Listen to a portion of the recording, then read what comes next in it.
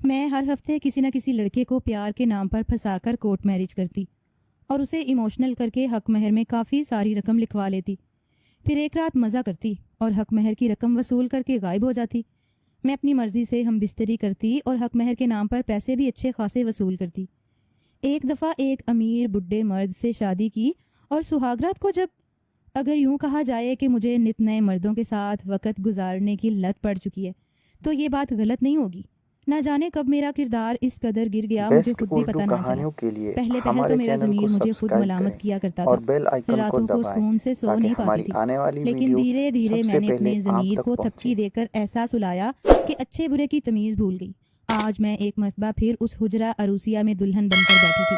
اپنے لمبے گھنے بالوں کی ایک لٹ اپنی انگلی پر گھما کر میں پورے کمرے میں نظریں دوڑا رہی تھی۔ بے ساختہ ایک طنزیہ سی مسکراہٹ میرے لبوں پر پھیل گئی۔ اس کمرے میں آنے والا میرا دلہا یہ سمجھ رہا تھا کہ شاید میں کنواری ہوں، صرف اور صرف اس کی ہوں، مگر یہ بات وہ نہیں جانتا تھا کہ میں اس سے پہلے نہ جانے کتنے ہی مردوں کے ساتھ وقت گزار چکی ہوں۔ اب تو مجھے یہ بھی یاد نہیں تھا کہ میری یہ شادی کون سے نمبر والی ہے۔ مجھے خود پر اپنے حسن پر بہت زیادہ غرور تھا۔ یہی سوچتے ہوئے میں نے اپنے موبائل کو اپنے پرس سے نکال کر سامنے کیا۔ سامنے لڑکوں کے میسیجز، وائس نوٹس اور مس کالز لگی تھیں۔ یہ سارے وہ لڑکے تھے جن کو میں نے شادی کا لارا لگا رکھا تھا۔ میرے پاس لڑکوں کی کمی نہیں تھی، ہاں کمی تھی تو دولت کی، پیسے کی۔ پیسوں کی خاطر ہی تو میں اس حد تک گری تھی۔ مجھے کروڑوں میں کھیلنا تھا۔ میری یہ خواہش تھی کہ میرا کمرہ پیسوں سے بھرا ہوا ہو، اور جس طرح سے میں پیسے کما رہی تھی ایک دن وہ بھی آنے ہی والا تھا۔ جیسے ہی مجھے کمرے کے باہر قدموں کی چاپ سنائی دی تو فوراً میں نے اپنا موبائل اپنے اسی پرس میں رکھ کر اسے تکیے کے نیچے دے دیا اور فوراً اپنا گھونگھٹ سیٹ کر کے بیٹھ گئی۔ اپنے گلے کو تھوڑا گہرائی تک کیا تاکہ اپنے شوہر کا دل میں اچھے سے لبھا سکوں۔ چہرے پر ایک مسکراہٹ اور حیا کی لالی سجا کر میں گھٹنوں پر دونوں ہاتھ رکھ کر بیٹھ گئی۔ جب دروازہ ایک مخصوص چرچراہٹ پیدا کر کے کھلا، دل کی دھڑکنیں تیز ہو چکی تھیں۔ کبھی کبھی تو مجھے خود پر بھی حیرانی ہوتی تھی۔ یہ سب کچھ کوئی میرے لیے پہلی مرتبہ تو نہ تھا، پھر بھی میرے دماغ میں ایسے ہی بےتابیاں عروج پر ہوتی ہیں جیسے آج ہی مجھے کوئی مرد چھونے لگا ہو۔ میرا دلہا دھیرے دھیرے چلتا ہوا کمرے میں آ رہا تھا۔ آ کر میرے سامنے بیٹھ کر گہرے گہرے سانس لینے لگا۔ اس کے پھیپھڑوں کی کھڑکھڑاہٹ مجھے یہاں تک سنائی دے رہی تھی، لیکن پھر بھی مجبوری تھی، سر جھکا کر دلہن بن کر بیٹھی رہی۔ وہ ہانپنے لگا، شاید کچھ کہنا چاہتا تھا۔ میں نے جیسے ہی نظریں اٹھا کر اسے اپنے سرخ آنچل سے دیکھا تو اپنا ہاتھ میری جانب بڑھانے لگا۔ اس کا ہاتھ جس طرف آ رہا تھا میں تو ایک پل کو گھبرا سی گئی تھی۔ یہ بڈھا اتنا تیز بھی ہو سکتا ہے؟ لیکن اس کا ہاتھ آگے سائڈ ٹیبل پر پڑے ہوئے پانی کے گلاس کی جانب گیا تھا۔ وہ تو پانی پینے لگا تھا۔ میرا سارا مزہ کرکرا ہو چکا تھا، پھر بھی میں نے گلاس خود پکڑ کر اس کے منہ کو لگایا اور کہنے لگی، عبدالرزاق آپ ٹھیک تو ہیں نا؟ کیا میں اور پانی لا دوں؟ کہنے لگے نہیں بس اتنا ہی پینا تھا۔ وہ سیڑھیاں جو چڑھ کے آیا ہوں نا اس لیے سانس اکھڑ گیا۔ اتنا سننا تھا کہ میں منہ ہی منہ میں بڑبڑانے لگی۔ بڈھا سیڑھیاں چڑھ کے آیا اور سانس اکھڑنے لگا ہے، پتہ نہیں میرے ساتھ سہاگ رات کیسے منائے گا۔ میں نے منہ ہی منہ میں یہ کہا تھا، لیکن شاید وہ بڈھے کی ہڈیاں تو کمزور ہو چکی تھیں، مگر کان ابھی بھی ٹھیک سے کام کر رہے تھے۔ کہنے لگا، کیا کہا تم نے؟ تم کچھ بولی ہو؟ میں نے کہا نہیں میں بس یہ کہہ رہی تھی کہ آپ کا سایہ ہمیشہ میرے سر پر سلامت رہے۔ اب تو آپ کا ہی آسرا اس بھری دنیا میں، آپ کے علاوہ میرا ہے ہی کون؟ آپ نہیں تو میں بس خاک برابر ہوں۔ اتنا کہہ کر 2 مگرمچھ کے آنسو میں اپنی آنکھوں میں لے آئی اور پھر رونے لگی۔ وہ بڈھا اپنے ہر دکھ ہر تکلیف بھول کر فوراً آگے بڑھا تھا۔ اس نے اپنے ہاتھوں سے میرا گھونگھٹ اٹھایا اور میری موٹی موٹی جھیل جیسی آنکھوں سے آنسو صاف کر کے کہنے لگا، ارے روتی کیوں ہو؟ روئیں تمہارے دشمن، کچھ نہیں ہوتا، میں دنیا کی ہر خوشی دوں گا، لیکن بدلے میں تمہیں میرے لیے کچھ کرنا ہوگا۔ اگر تم میری وہ شرط مان لو گی تو تمہیں اس گھر میں بالکل ملکہ بنا کر رکھوں گا، اپنا سب کچھ تمہارے نام کر دوں گا۔ اتنا سننا تھا کہ میں نظریں اٹھا کر دیکھنے لگی۔ ارے عزت تو داؤ پر لگا ہی چکی تھی، اور نہ جانے کتنے ہی مردوں کے ساتھ لگا چکی تھی۔ اس کے پیچھے بچا ہی کیا تھا جو یہ مجھ سے داؤ پر لگوانا چاہتا تھا؟ میں جھٹ سے مان گئی۔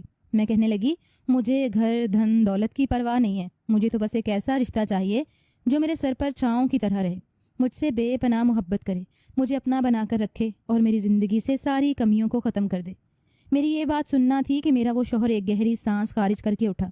میں تجسس میں تھی کہ نہ جانے کمرے میں کیا لانے والا ہے، کہ جب وہ دوبارہ کمرے میں آیا تو میرے پیروں کے نیچے سے زمین نکل چکی تھی، کیونکہ وہ اپنے ساتھ 2 اور میں جب پہلی مرتبہ اس دلدل میں اتری تھی تو پورا وجود گویا لرز رہا تھا۔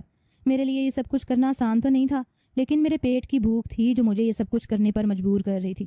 میں نے ایک نظر اپنی سہیلی کو دیکھا جس نے سیاہ رنگ کی ساڑی پہن رکھی تھی۔ بلاؤز اتنا چھوٹا تھا کہ اس کا وجود کہیں جگہ سے بے پردہ ہو رہا تھا، بال کھول کر کندھوں پر پھیلائے ہوئے تھے۔ وہ مجھے بھی تیار کر رہی تھی۔ میرے سادہ سے ٹراؤزر اور قمیض کو اس نے پھاڑ کر پھینکا تھا اور ایک انتہائی چست لباس پہننے کے لیے دیا تھا۔ میں نے آج سے پہلے کبھی جالی دار بازو والے کپڑے تک نہیں پہنے تھے، مگر یہ تو وہ کپڑے تھے جن کا بازو ہی موجود نہیں تھا۔ صرف فراق وہ مجھے پہنا چکی تھی، جس کا پچھلا گلا اتنا کھلا تھا کہ مجھے شرم محسوس ہونے لگی۔ مجھے تو الشبا کے سامنے بھی ہچکچاہٹ آ رہی تھی۔ میں الشبا سے کہنے لگی کہ ان سب کی مجھے کیا ضرورت ہے، میں اسد کے ساتھ پوری زندگی بھی تو گزار سکتی ہوں۔ دیکھو تو وہ کتنا اچھا ہے، میرے ساتھ اتنی نرمی سے پیش آیا۔ یقیناً آگے کی پوری زندگی بھی وہ میرے ساتھ خوشی خوشی گزار لے گا۔ وہ اگر مجھے 2 وقت کی روٹی بھی کھانے کو دے دے تو میرے لیے یہی کافی ہے۔ میں اپنی 2 مرلہ کے چھوٹے سے گھر میں کھڑے ہو کر یہ بات کر رہی تھی، جبکہ الشبا اگلے ہی پل میرے کندھے پر تھپڑ مار چکی تھی۔ کہنے لگی، پاگل ہو گئی ہے تو؟ دماغ ٹھیک ہے تیرا؟ تیری آنکھوں پر تو جیسے پردہ پڑ چکا ہے۔ ارے تو بھولی ہے، تجھے بس ہر کوئی اچھا ہی لگتا ہے، لیکن میری پیاری یہ دنیا اچھوں کی نہیں ہے، بروں کی ہے۔ تجھے اس لڑکے پر یقین ہے نا کہ وہ صرف تیرا ہو کر رہے گا، کیونکہ اس نے تجھے اچھے کپڑے لینے کے لیے ڈھیر سارے پیسے دیے، پھر تجھے اچھے ہوٹل میں کھانا کھلایا، تیرے ساتھ پیار محبت کی باتیں کی۔ تجھے لگتا ہے کہ وہ صرف تیرا ہے؟ الشبا مجھے یہ سب کچھ کہہ رہی تھی اور میں کٹ پتلی کی طرح ہاں میں سر ہلا رہی تھی، لیکن کہنے لگی کہ ابھی تو چپ رہ، دیکھ میں بھی اسد کو کال کرتی ہوں تو خود سن لے۔ میں تو سانس رو کے کھڑی تھی، آخر وہ مجھے کیا سنانا چاہتی تھی؟ اس نے اسد کو کال کی تھی تو 2 ہی رنگ ٹونز کے بعد اسد نے کال اٹھا لی تھی۔ رسمی سلام دعا کے بعد الشبا کہنے لگی کہ تمہیں وہ لڑکی کیسی لگی؟ ہاں وہی ماریا۔ جیسے ہی اس نے میرا نام لیا تو میں سانس رو کے اسے دیکھنے لگی تھی۔ الشبا نے فون کا سپیکر آن کر دیا تھا۔ جو کچھ اسد نے بولا سن کر میرے پیروں کے نیچے سے زمین نکلی تھی۔ اسد کہنے لگا، بہت مست ہے، تمہیں تو پتا ہے مجھے ہر خوبصورت لڑکی ہی پیاری لگتی ہے۔ واقعی وہ لڑکی بہت پیاری ہے، اور پچھلی دفعہ جو لڑکی تم نے مجھے دی تھی وہ بھی بہت خوبصورت تھی۔ بس جب تک نیا مال مجھے نہیں مل جاتا تب تک میں ماریا کے ساتھ اس شادی کو نبھاؤں گا۔ بعد میں اگر اسے میری ان عورتوں کے بارے میں پتہ چل گیا اور میرے ساتھ رہنا چاہا تو رہتی رہے، ورنہ میری بلا سے مجھے لڑکیوں کی کمی تھوڑی نہ ہے۔ یہ سن کر تو جیسے میرے دل پر پہلی ضرب چلی تھی۔ میں تو اسد کو دل دے بیٹھی تھی، لیکن اسد کی یہ باتیں سن کر میری آنکھوں میں آنسو آنے لگے۔ اگلے ہی پل الشبا بولی کہ یار یہ یتیم ہے، اس کا ماں باپ کوئی نہیں، اکیلی لڑکی ہے، بھلا کہاں تمہارے آگے زبان چلائے گی؟ تم ایسا کرو کہ جتنا حق مہر یہ کہہ رہی ہے اس کو دے دو، ساری زندگی تمہارے پیچھے دم بن کر چلتی رہے گی، فکر مت کرنا، یہ تو بس گائے ہے گائے۔ اتنا سننا تھا کہ اسد بھی ہنس پڑا، کہنے لگا، ہاں ہاں اتنا تو میں جان ہی چکا ہوں، اسے میں ماروں تڑپاؤں جو کچھ بھی کروں یہ کہیں نہیں جانے والی۔ دونوں یہ باتیں کر رہے تھے اور پھر فون بند ہو چکا تھا۔ الشبا کہنے لگی کہ دیکھ لیا، تم کہہ رہی تھی اس کے ساتھ زندگی گزاروں گی۔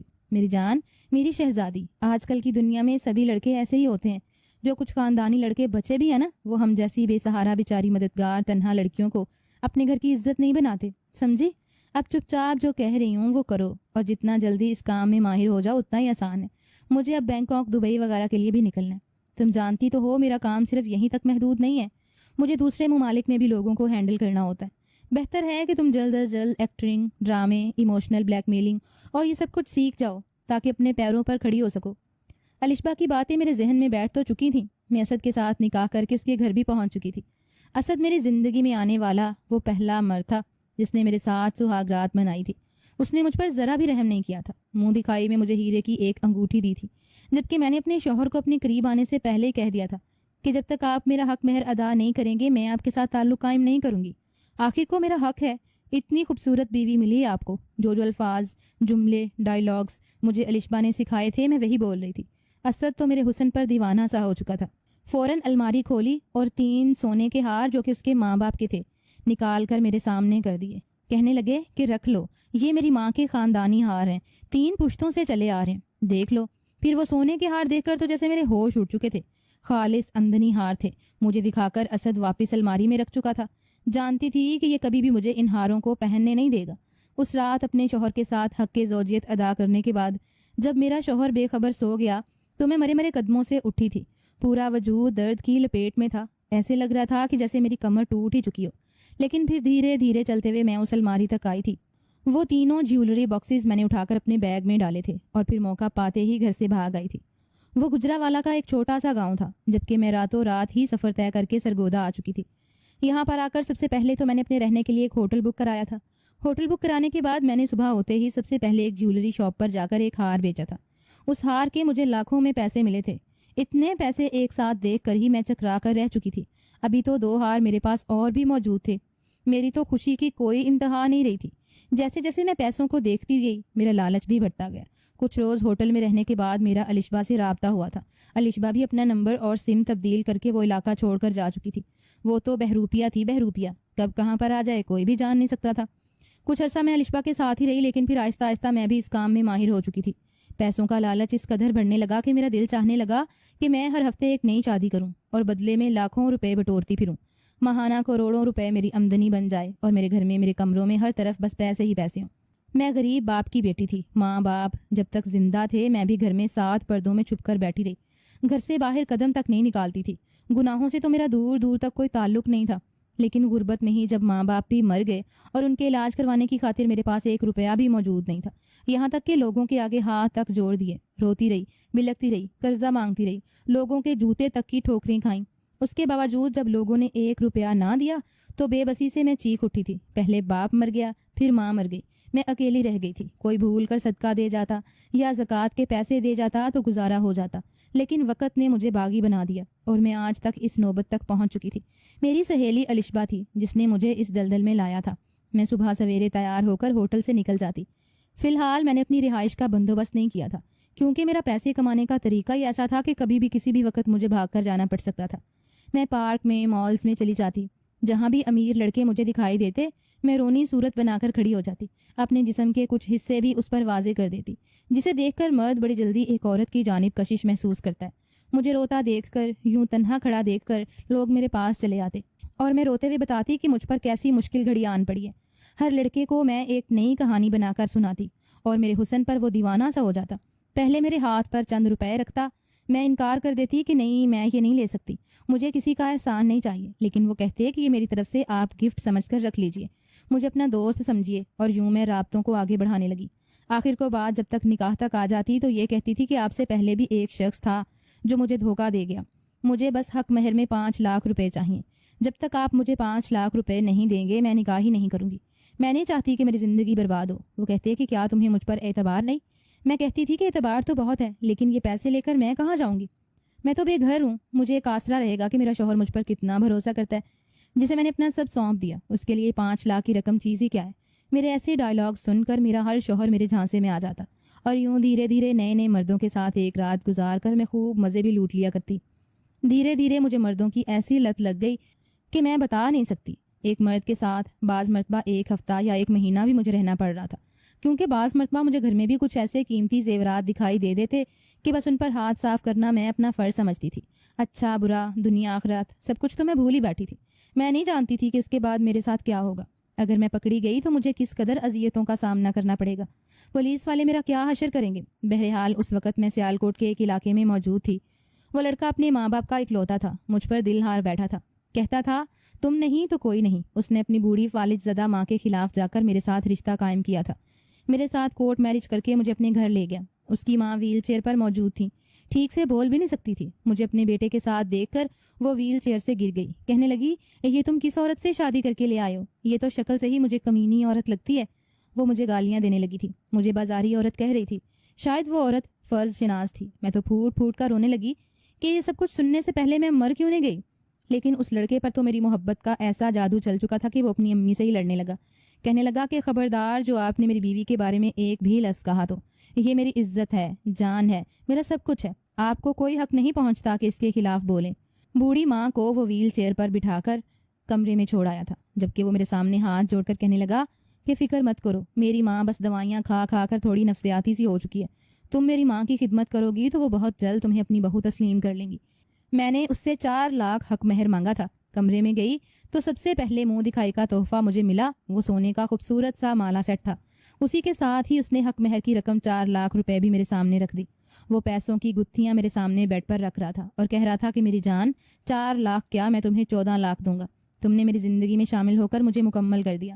اتنا کہہ کر اس نے وہ پیسے میرے سامنے رکھ دیے تھے۔ ان پیسوں کو دیکھ کر میری آنکھوں میں چمک اٹھی تھی۔ میں تو سوچ رہی تھی کہ دبئی گھومنے پھرنے چلی جاؤں، خوب عیش کروں، ہو سکتا ہے وہاں بھی اچھے امیر کبیر آدمی کو پھنسا لوں اور پھر تو ریالوں میں کماؤں گی۔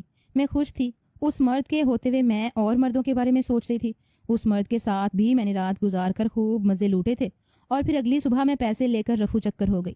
میرا رخ اب اسلام آباد شہر تھا. مجھے اکیلے اور تنہا رہنے کی اتنی عادت ہو چکی تھی کہ کسی کا ڈر نہیں رہا تھا. جب میں بس سے اتری تو یہیں پر میری ملاقات اس بس سروس کے مالک عبدالرزاق سے ہوئی. ہاں، وہی عبدالرزاق جو میری زندگی بدل کر رکھ دینے والا تھا. وہ بڈھا بے حد امیر تھا. وہاں پر کچھ کنڈکٹرز کھڑے تھے. شاید وہ ان سب سے ملاقات کے لیے آیا تھا اور کچھ تقریر کر رہا تھا. میں ایک جانب کو کھڑے ہو کر اسے دیکھنے لگی. 60 سالہ بڈھا تھا. بار بار کھانس رہا تھا. دکھنے میں ہی کافی امیر لگتا تھا. وہاں پر کھڑے کچھ کنڈکٹرز کہہ رہے تھے کہ یہ بہت امیر ہے. پورے شہر میں بلکہ پورے پاکستان میں ان کی ہی بس سروس اچھی مانی جاتی ہے. ان کے تو محلوں جیسے گھر ہیں. کسی چیز کی کوئی کمی نہیں ہے ان کو. وہ مزید بھی کچھ بول رہے تھے لیکن تبھی عبدالرزاق کے نام کے نعرے بلند ہونے لگے تو میں ٹھیک سے سن نہ پائی. بے ساختہ میرے ذہن میں ایک بات گردش کرنے لگی. کیا ہی اچھا ہوگا اگر میں اس شخص کو بھی اپنے جھانسے میں پھنسا لوں. تو میں نے اپنا حلیہ رونے والا بنا لیا. بہت کوشش کی کہ کسی طرح اس تک پہنچ پاؤں لیکن رش میں اس امیر بڈھے کی مجھ پر نظر نہ پڑ سکی. اس لیے فی الحال تو ایک ہوٹل میں جا کر کمرہ بک کروایا اور اپنا سامان وہاں پر رکھنے کے بعد میں اجڑی حالت لے کر دوبارہ وہاں پر آ گئی. کئی ہفتے اس بس سروس کے آفس کے چکر لگانے کے بعد وہ امیر بڈھا وہاں پر آیا تھا. جب مجھے اس نے ایک جانب کو بیٹھا ہوا دیکھا تو میرے پاس چلا آیا. کہنے لگا، لڑکی کیا بات ہے، اداس کیوں دکھائی دیتی ہو؟ میں رونے لگی. رو کر پھر نئی کہانی بنا کر بتانے لگی کہ میں کتنی مجبور ہوں. وہ سن کر اس کا دل موم ہو گیا. وہ مجھے اٹھا کر اپنے آفس میں لے گیا. میرے لیے کھانا منگوایا. کہنے لگا کہ فکر مت کرو، تم میرے ساتھ میرے گھر چلو. لیکن میں کہنے لگی کہ نہیں، میرا آپ سے کوئی رشتہ نہیں ہے. بھلا میں آپ کے گھر کیوں جاؤں؟ مجھے تو ایک ایسے رشتے کی تلاش ہے جو میرا محرم بن کر میرے ساتھ زندگی گزارے. تو ساری عمر اس کی داسی بن کر رہوں گی، غلام بن کر رہوں گی. میری یہ باتیں اس بڈھے کو اتنی جلدی متاثر کر لیں گی میں نے کبھی سوچا بھی نہیں تھا. چند روز تو میں اس بڈھے کے ہی بنائے ہوئے گرلز ہاسٹل میں رہی لیکن نہ جانے میرا حسن اس کو کس قدر متاثر کر چکا تھا کہ ایک روز خود ہی اس ہاسٹل میں آیا. میں تو اس روز وہ ہاسٹل چھوڑنے کے چکروں میں تھی لیکن وہ آ کر مجھ سے کہنے لگا کہ وہ مجھ سے نکاح کرنا چاہتا ہے. میں تو چاہتی ہی یہ تھی لیکن اس کے باوجود اپنے چہرے پر مصنوعی حیرت سجا کر کہنے لگی کہ آپ تو عمر میں مجھ سے اتنے بڑے ہیں، بھلا میں آپ سے شادی. لیکن وہ کہنے لگے کہ میں سب کچھ تمہیں دوں گا، تم جو کہو گی وہ تمہارے قدموں میں لا کر رکھ دوں گا، بدلے میں تمہیں سب کچھ دے دوں گا، لیکن مجھ سے شادی کر لو. اس بڈھے کی منتیں دیکھ بیسٹ کر اردو آخر میں بھی کہانیوں کیوں نہ کے شکری لیے کرتی ہمارے فوراً چینل مان کو گئی اور سبسکرائب کہنے کریں لگی کہ ٹھیک ہے. اور بیل یوں میں نے آئیکن اس کو بڈھے کے دبائیں ساتھ مسجد میں ہی تاکہ جا کر ہماری آنے والی گواہوں کے ویڈیو سوا وہاں پر سب سے کوئی بھی پہلے موجود نہیں آپ تھا. تک وہ پہنچے. بڈھا جس قدر امیر تھا اور جتنے اس کے اثر و رسوخ تھے اتنی آسانی سے میں اس کے چنگل سے بچ کر نہیں جا سکتی تھی. سوچ لیا تھا کہ ایک عرصہ اس کے ساتھ رہوں گی، پھر دیکھوں گی بڈھے کو ایسی دوائیاں دوں کہ خود ہی دھیرے دھیرے موت کے گھاٹ اتر جائے اور یہ سب کچھ میرا ہو جائے. لیکن وہ بڈھا تو کچھ اور ہی سوچ کر بیٹھا تھا. اس رات جب وہ کمرے سے گیا اور دوبارہ اندر آیا تو اس کے ساتھ 2 بڑی فوٹو فریمز تھیں. ایک میں لڑکا کھڑا تھا اور ایک میں لڑکی. دونوں ہی مسکرا رہے تھے. وہ بڈھا کمرے میں چلا آیا اور مجھے وہ تصویر دکھا کر کہنے لگا کہ یہ دونوں میرا بیٹا اور بہو ہیں. مجھے جان سے بڑھ کر تھے کیونکہ میری بہو میری بہن کی بیٹی تھی، میری اکلوتی بھانجی تھی اور میں اس پر جان نچھاور کرتا تھا. اپنے بیٹے سے زیادہ مجھے میری بھانجی عزیز تھی. لیکن پھر ایک روز حادثے میں یہ دونوں انتقال کر گئے. ان کو لوگوں کی نظریں کھا گئیں لیکن پیچھے یہ میرے 2 پوتا پوتی چھوڑ گئے. اللہ تعالیٰ ان کو جڑواں بچے عطا کیے تھے لیکن بدقسمتی سے دونوں اپنے ماں باپ کی محبت سے محروم ہو گئے. تبھی وہ بڈھا 2 بچوں کو لے آیا. دونوں ہی انتہا کے خوبصورت تھے. کہنے لگا تمہیں میں اس گھر میں سب کچھ دوں گا لیکن بدلے میں تمہیں ان بچوں کو بالکل ماں جیسا پیار دینا ہوگا. میں یہ سن کر تو بے تحاشا بدمزہ سی ہو گئی تھی. سوچ لیا تھا کہ بس کچھ بھی ہو میں اس گھر سے بھاگ جاؤں گی اور خالی ہاتھ نہیں جاؤں گی بلکہ نقدی اور زیورات تو لے کر ہی جاؤں گی. پہلے تو میں نے اس بڈھے کا دل جیتا، ان بچوں کو بھی اس کے سامنے پیار کرتی تھی. لیکن ایک روز جب ان دونوں بچوں کو ان کی ماں کے کمرے میں لے کر گئی اور وہاں پر مجھے الماری میں پیش بہا قیمتی زیورات پڑے ہوئے دکھائی دیے تھے جو کہ اس بڈھے کے تھے تو میرے منہ میں تو پانی آ گیا. میں چاہتی تھی کہ بس یہ سب کچھ میرا ہو جائے، ہر ایک چیز پر میرا ہی راج ہو. 1 مہینے سے میں اس شخص کے ساتھ تھی. ہر وقت بیماری میں تڑپتا بھی رہتا لیکن پھر بھی بزنس ٹورز نہ چھوڑتا. میرے ساتھ ہم بستری کرنے کے قابل تو بالکل بھی نہیں تھا. سیڑھیاں چڑھ کر تو ہانپنے لگتا تھا. میں نے ابھی تک بچوں کے ساتھ کچھ روکھا پن دکھایا تو نہیں تھا لیکن ایک روز جب گودام میں آگ لگنے کی وجہ سے وہ شخص اپنے ڈرائیور کے ساتھ گھر سے گیا تو یہی موقع ٹھیک تھا. گھر میں کوئی اور نوکر بھی موجود نہیں تھا، سبھی چھٹی پر تھے. میں نے سارا زیور نکالا اور ایک پوٹلی میں ڈال کر گھر سے جانے لگی. عین اسی وقت تیز بارش اور بجلی بھی چمکنے لگی. اپنے گھر سے نکلنے ہی لگی تھی کہ جب دونوں بچوں کے چیخنے چلانے اور رونے کی آوازیں آنے لگیں. میں ایک دم لاؤنج سے باہر نکلتی تو بچوں کی آوازیں بیڑیاں بن کر میرے قدموں میں پڑ جاتی. میں نے بہت کوشش کی کہ یہاں سے بھاگ جاؤں، نکل جاؤں. اس بڈھے کے ساتھ میری زندگی کا گزارا نہیں ہے. میں کیوں اس کی اولاد کے پیچھے اپنی زندگی برباد کروں؟ لیکن میرے لیے یہ آسان نہیں تھا. ان بچوں کے ساتھ مجھے اپنائیت سی ہونے لگی تھی. وہ بچے مجھے اپنی ماں سمجھ کر پیار کرنے لگے تھے. ڈاکٹرز نے کہا تھا ان بچوں کو ماں کے دودھ کی ضرورت ہے اور میں نے ایسی دوائیاں کھائیں جس سے میرے اندر قدرتی طور پر یہ صلاحیت آ جائے. میں ان بچوں کو تو دودھ بھی پلانے لگی تھی، پھر آخر کیسے میں ان کو چھوڑ کر چلی جاتی. وہی وقت تھا جب میں نے توبہ کر لی تھی. میں واپس آ گئی تھی اور ان بچوں کو سینے سے لگا لیا تھا. میں چپ کروانے لگی، بلکہ ایک ماں کی طرح انہیں اپنے سینے سے چھپا کر ان کا ڈر دور کرنے لگی. کچھ دیر بعد جب وہ شخص جسے میں ابھی تک بڈھا کہہ کر دل ہی دل میں پکارتی تھی، اس کو دیکھ کر میں دھیرے دھیرے میرے دل میں رحم آنے لگا. میں دھیرے دھیرے اس کے ساتھ بھی اپنا رویہ بہتر کرنے لگی. میں نے سجدے میں گر کر اپنے رب سے توبہ کر لی اور ہر نماز میں توبہ کرتی ہوں. بس یہی دعا ہے کہ خدا کرے میرا راز کبھی بھی کھل کر میرے شوہر کے سامنے نہ آ سکے. اب تو میں اس شوہر کے لمبی عمروں کی دعائیں مانگتی ہوں. یہ بچے مجھے ماما کہہ کر بلاتے ہیں، لیکن کہیں نہ کہیں دل میں ڈر بھی ہے کہ اگر میرا ماضی کسی روز میرے سامنے آ گیا، میرے سارے پردے فاش ہو گئے تو کیا ہوگا. میں تو جیتے جی